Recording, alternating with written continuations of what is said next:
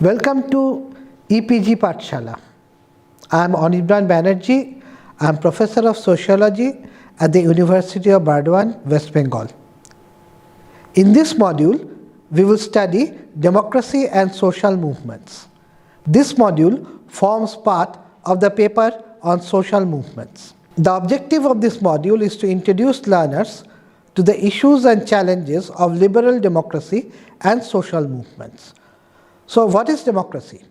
Concluding his Gettysburg Address in 1863, Abraham Lincoln defined democracy as government of the people, by the people, for the people.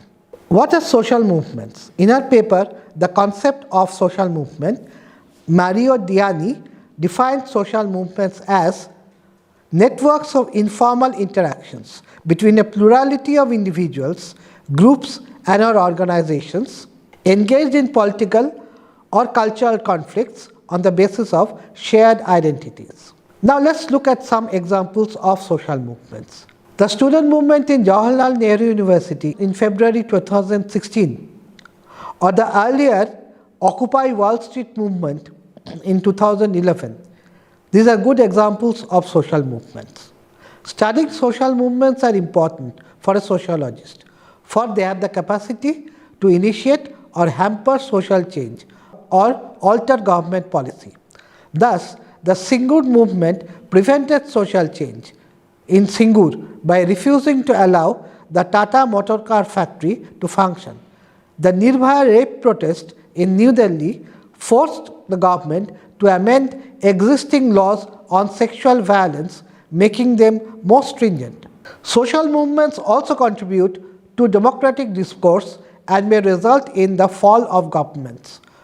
Here are some examples. The student movement against the acceptance of Mandal Commission recommendations resulted in the fall of the VP Singh government in the 90s. Singur and Nandigram agitations may have led to the fall of the Left Front government in 2011. Now let's look at the features of liberal democracy. Basic human rights and civil liberties are equally guaranteed in a liberal democracy. It becomes an electoral democracy by ensuring free and fair elections. It generates multi-party system. At least two parties, one in power, welcomes the opposition of another. It must have a constitution for guiding and supervising the democratic functionaries. It believes in the separation of powers, legislative, executive, judiciary, and their interdependence. It involves an accountability of the government to the people and the electorate in periodic elections. It ensures the freedom of press and forges an informed public as well. It safeguards the minority interests against majority rule. Well, these are the features of liberal democracy.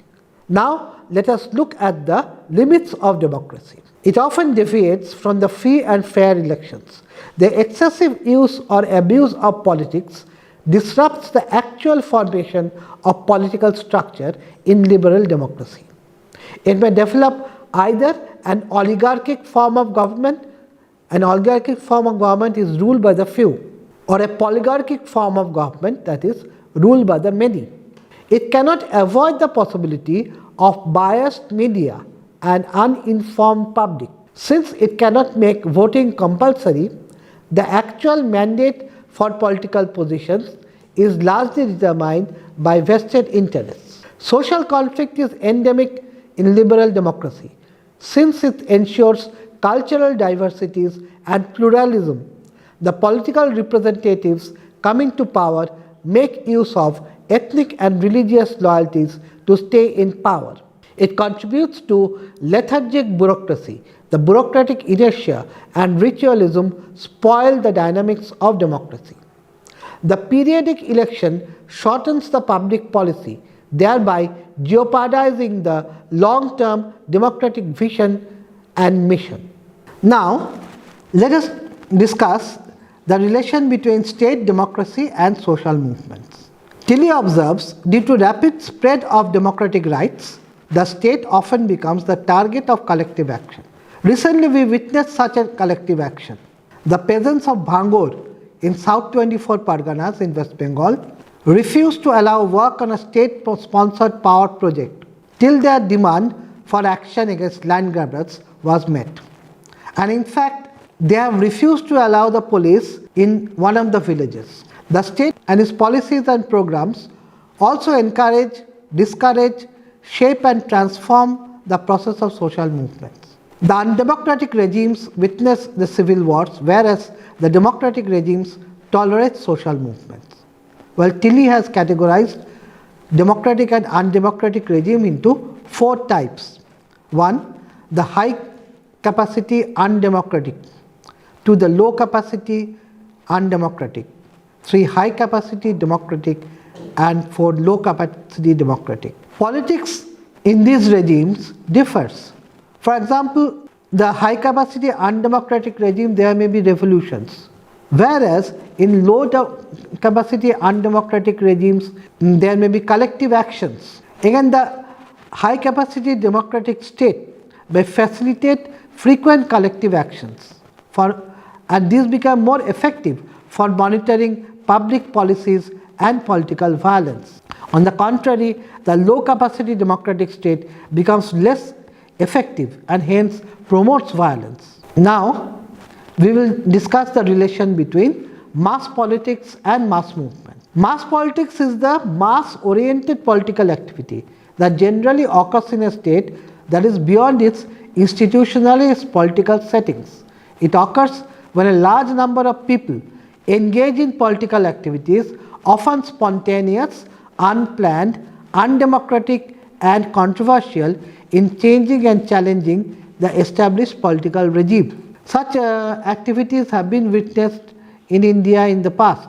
Mass politics also ensures a political platform to the minority and marginalized sections, the underrepresented people, to gain legitimacy and effectiveness of democratic regimes. It can help challenging the democratic inertia and constitutional ritualism developed in the democracy. We will now give some examples like the civil rights movement in USA, for example, or the environmental movements like CHIPCO, anti-nuclear movements like the recent one in Tamil Nadu, anti-war movements like those movements which occurred prior to the Iraq war, American invasion of, America invaded Iraq in 2003, but prior to that there were anti-war movements throughout the world. These movements paved the way to achieve a mature democracy, of better government and of better citizens. The strategy of mass politics and mass movements is also used by political parties, trade union leaders, political activists, NGOs, pressure groups and the like. It is, however, argued that direct collective actions, the mass movements, usually hamper the smooth functioning of political institutions, because the people in power then take policy decisions in haste without going through the merits of real political issues. Such populist politics is therefore considered anti-democratic in nature. I will give just one example. For example, when the Nirbhaya movement occurred, the state UPA government and the center was forced to drastically amend laws on sexual violence and make them more stringent. These the amended laws were criticized for being too stringent. We will now discuss social movements as democratization. There are 4 stages in a social movement. In the first stage, the social movement emerges with the public issues and discontentment.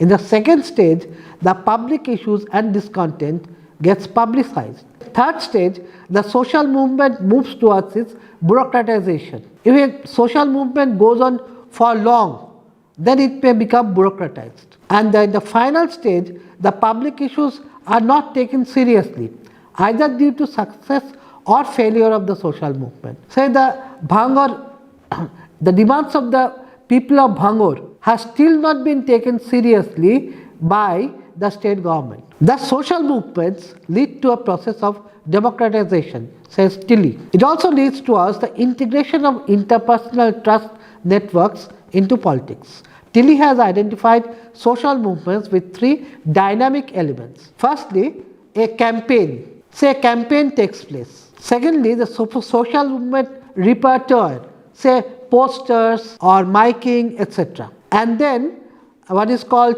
WUNC, worthiness, unity, numbers and commitment, by which the ordinary people can participate in public politics. Thus, the social movement leads to democratization. Can a social movement also lead to de-democratization? It is true. The social movements contribute to democratization. They break loose the autocratic rule, but its reverse process may also happen. That is, we may call this de-democratization. After the First World War, the Weimar Republic introduced a measure of democratization in Germany, but Hitler's seizure of power in 1933 was an example of de-democratization, says Tilley. Democratization refers to a movement towards broader, more equal, more protected and more consultative relations. De-democratization refers to its opposite. In fact, anyone who opposed Hitler was immediately arrested and shot. However, the extent of democratization is often determined by the nature of political structures and elite political action. This is also true that no political elites or autocratic authority suo motu go for democratization unless collective action compel them to do so. For example, after coming to power, the NDA government decided to just do away with the UPA modification of the land reform laws, the land acquisition laws, but the peasants, including those who supported the government, they rebelled, and ultimately the government was forced to withdraw the ordinance. The democratization usually gets activated through two-way mobilization, top down and bottom up. This leads to two important approaches to democratization: populist approach and elitist approach. As per the former approach, the democratization takes place as a bottom-up process. On the contrary, the top-down process may lead to new forms of authoritarianism. For example, the labor movement in the 1970s immensely contributed to the making of welfare state in the West. But in the 20th century, the neoliberal turn of the West questioned the welfare state and forced the government to stop providing such welfare. Just see, after Trump has come to power, he has undone all the reforms by Obama. Now let's look at the movements against autocracy. According to Celestino, any autocratic form of government, whether single party, military and personalist, or single party, military, single party, personalist, etc., tend to become despotic, tyrannical and dictatorial in nature. It is true that protest movements, whether mass-driven or elite-driven, have been challenging the autocratic governments all over the world. However, the nature and result of such protest movements against autocratic governments are region-specific and elite or mass-specific. However, some unusual protests also occur in countries where collective action in any form seems to be under stiff autocratic control. In countries like Iraq, Lebanon, Saudi Arabia and Palestine, the citizens are fighting for their democratic rights, whereas the movements against autocratic rule in some countries belonging to the Arab League are going in slow motion or even not being grounded with local citizens. The host of Arab revolts, there are a number of methods like civil disobedience, civil resistance, silent protests, sit-ins, protest camps, self-immolation, social media, internet activism, defection, demonstration, revolution, riots, urban warfare, uprising, insurgency, etc. They are popularly known as Arab Spring or Arab Awakening, has been causing a network of diffusion in the Arab majority states of North Africa and Middle East. The undercurrent Arab Spring resolving around many issues, local, regional, national and international, not only opposes their autocratic governments but also protests against the Western policy of democratization. The counter-protest movements are therefore organized by Arab people against imported democracy, usually perceived as European strategy of democratizing Arab world. Now, let us look at the protests against gender equality, inequality and marginalization of women. The feminists have organized social movements for gender equality, equity and equal opportunities in society. The different types of feminism, liberal, radical, Marxist, socialist and postmodern, have been energizing the women's movement differently. The feminists have addressed issues like gender-based inequality and marginalization of women in society, while the first wave feminism addressed legal inequalities and organized movements against unequal rights and freedom. The second wave feminism focused on social and cultural inequalities, women's health issues and reproductive rights, and attacked gender-based violence. In the third wave, new women's movements politicized largely gender-based identity and issues. The women's movement in different forms are often contested in countries like India, where religious diversity is tolerated. For example, I am saying that in Nagaland, recently there were rebellion against reservation for women in panchayats. So, in this way, a progressive measure has been contested. Like Western wave of feminist movements, we also have Indian waves of women's movements. The first wave explicates the reformation of patriarchal practices and mobilization of women's political participation.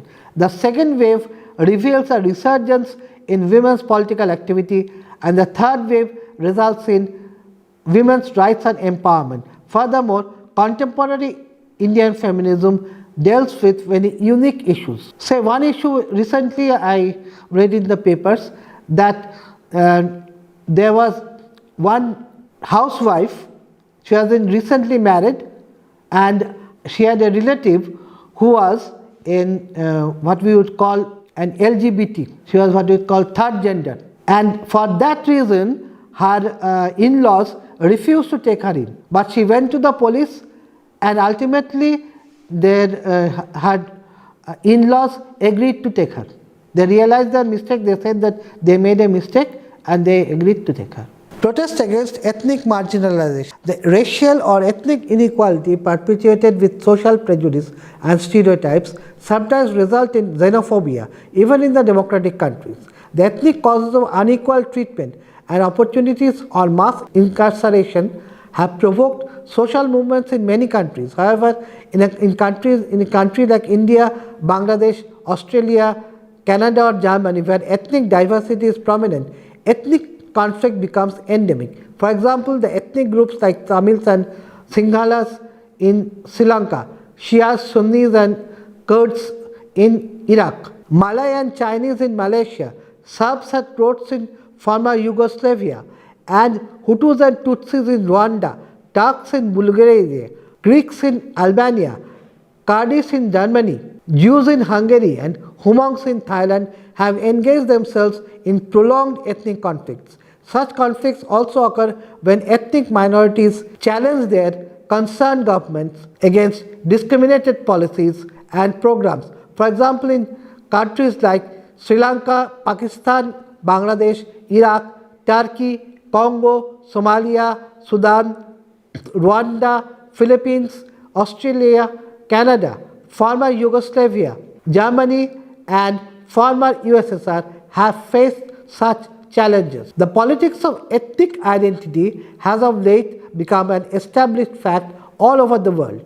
The mass ethnic politics have led to riots, insurgency and civil war in a multi-ethnic country like India. Since its independence, India has been confronting the challenge of resolving the crises and troubles relating to its ethnicity, language, religion, tribe, caste, etc. Even the policy of linguistic reorganization of states started since 1950s could not end this problem. States like Punjab, Kashmir, Jharkhand, Telangana, Assam, West Bengal, including northeastern states, have witnessed armed conflicts and secessionist movements for long. Now let's look at how democratic politics leads to social transformation in India. The political dynamics of Indian democracy has brought a significant social transformation among Indian citizens. The Indian democracy could inculcate democratic sense of law-abiding,